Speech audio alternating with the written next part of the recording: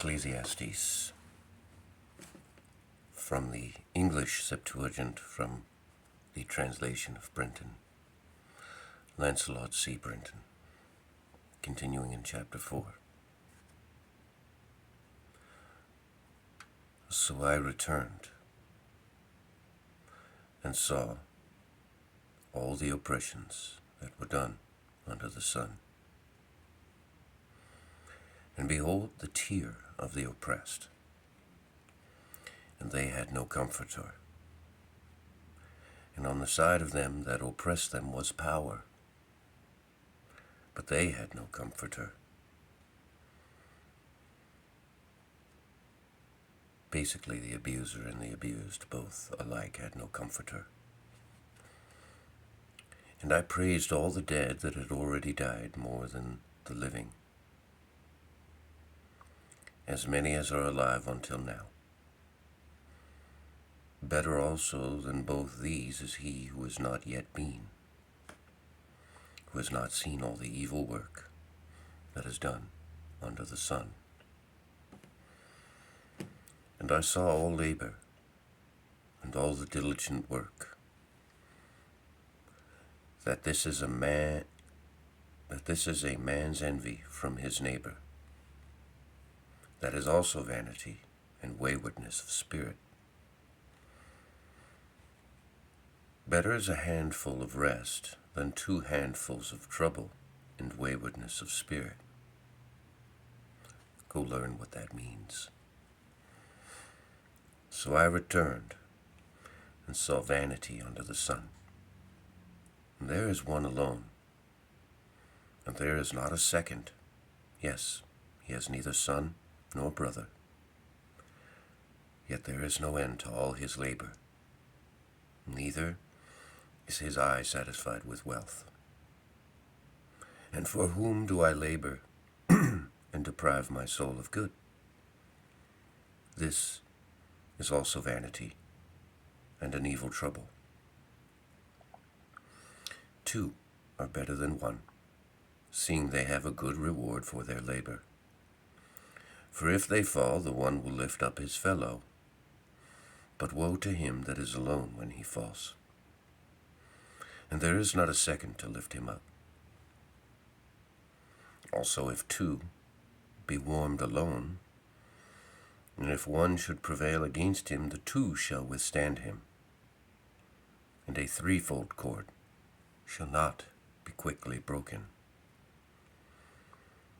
Better is a poor and wise child than an old and foolish king,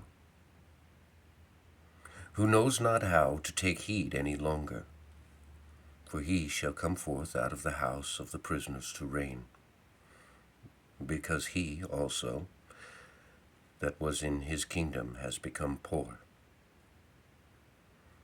I saw the living who were walking under the sun,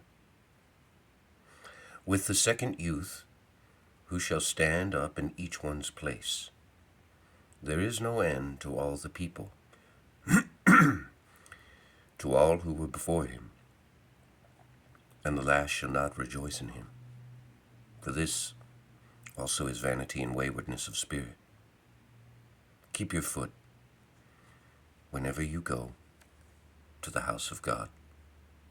And when you are near to hear, let your sacrifice be better than the gift of fools, for they know not that they are doing evil.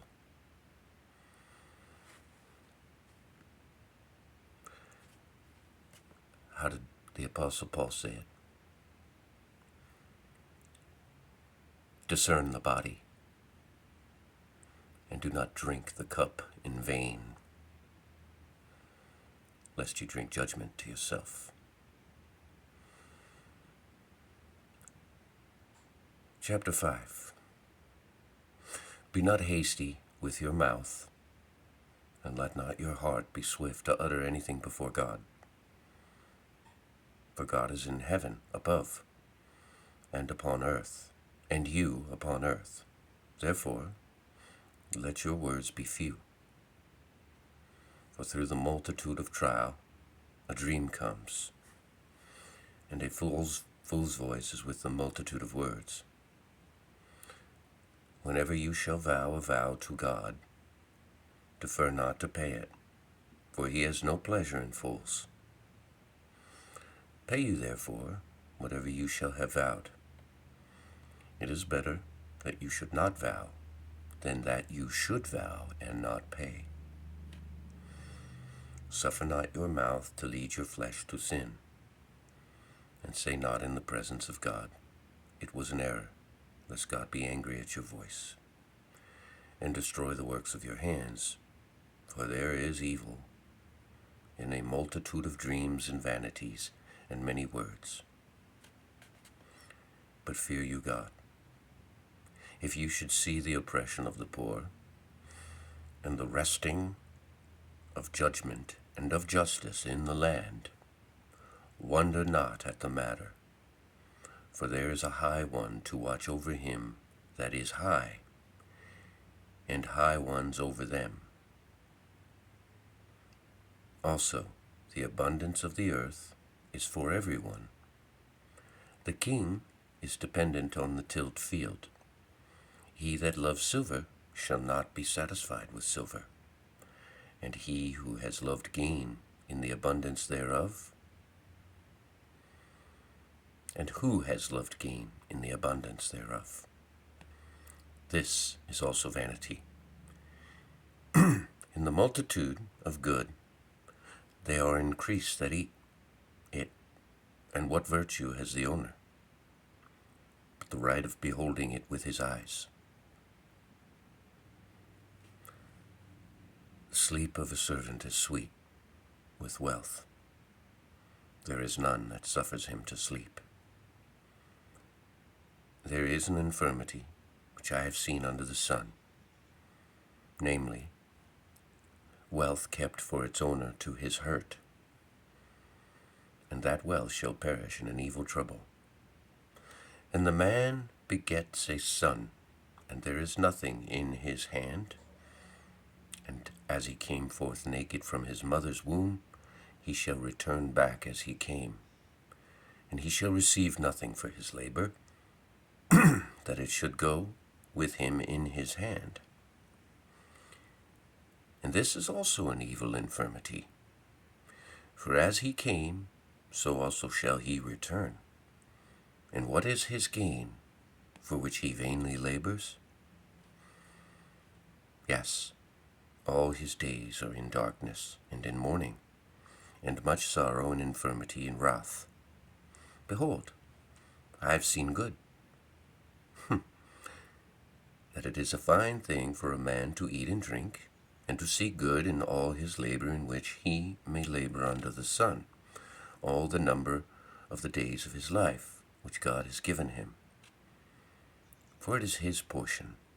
Yes, and as for every man to whom God has given wealth and possessions, and has given him power to eat thereof, and to receive his portion, and to rejoice in his labor, this is the gift of God.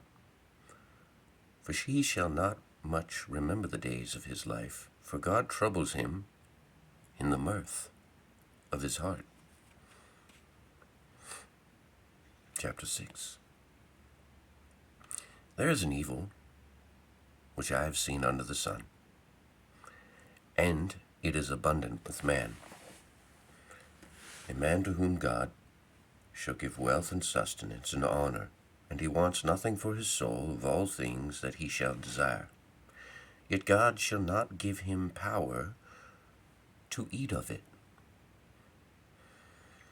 for a stranger shall devour it. This is vanity, and an evil infirmity. If a man beget 100 children, and live many years, yes, however abundant the days of his years shall be, yet if his soul shall not be satisfied with good, and also he have no burial, I said, an untimely birth is better than he, for he came in vanity and departs in darkness. And his name shall be covered in darkness. Moreover, he has not seen the sun, nor known rest, and there is no more rest to this one than another. though he has lived to the return of 1,000 years. He has seen no good. Do not all go to one place? All the labor of a man is for his mouth, and yet the appetite shall not be satisfied. For what advantage has the wise man over the fool? Since even the poor knows how to walk in the direction of life. The sight of the eyes is better than that which wanders in soul. This is also vanity and waywardness of spirit. If anything has been, its name has already been called, and it is known what man is. Neither can he contend with him who is stronger than he.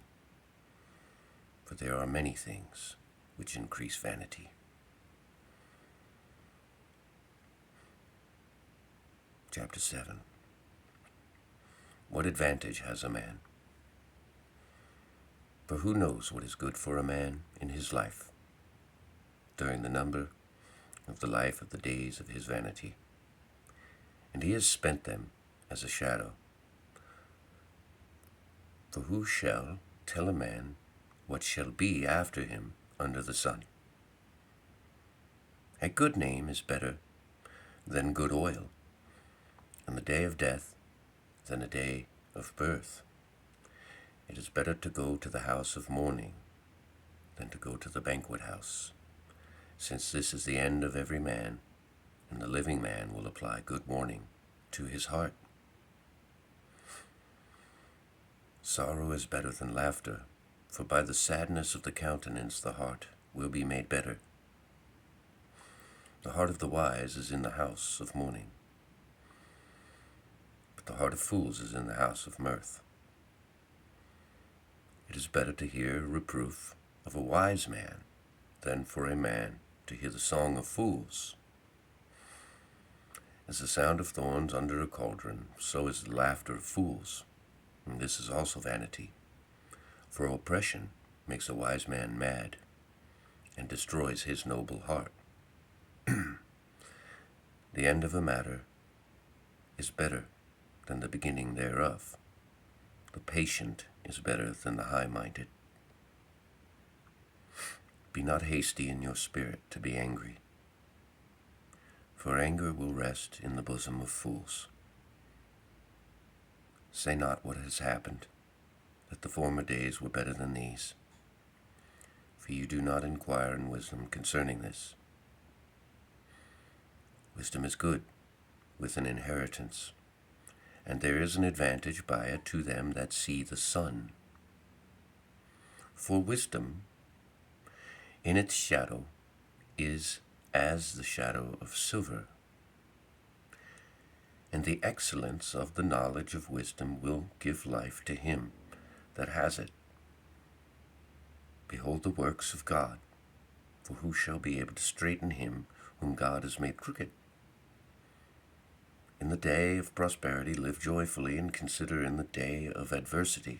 Consider, I say. God has also caused the one to agree with the other. For this reason, that man should find nothing after him. I have seen all things in the days of my vanity. There is a just man perishing in his justice, and there is an ungodly man remaining in his wickedness. Be not very just, neither be very wise, lest you be confounded. Be not very wicked, and be not stubborn, lest you should die before your time. It is well for you to hold fast by this also that it is well for you to hold fast to this. Also by this defile not your hand. For to them that fear God all things shall come forth well. Wisdom will help the wise man more than 10 mighty men which are in the city. For there is not a righteous man on the earth who will do good and not sin. Also, take no heed to all the words which ungodly men shall speak, lest you hear your servant cursing you. For many times he shall trespass against you, and repeatedly shall he afflict your heart. For thus also have you cursed others. All these things have I proved in wisdom. I said, I will be wise, but it was far from me. That which is far beyond what was, and a great depth, and who shall find it out? I and my heart went round about to know, and to examine, and to seek wisdom, and the account of things, and to know the folly and trouble and madness of the ungodly man. And I find her to be, and I will pronounce to be more bitter than death, the woman, which is a snare. And her heart nets, who has a band in her hands. He that is good in the sight of God shall be delivered from her, but the sinner shall be caught by her. Behold, this I have found, said the preacher, seeking by one at a time to find out the account, which my soul sought after. But I found not, for I have found one of 1,000, but a woman in all these I have not found. But behold, this have I found, that God made man upright, but they have sought out many devices. Godspeed. Be well.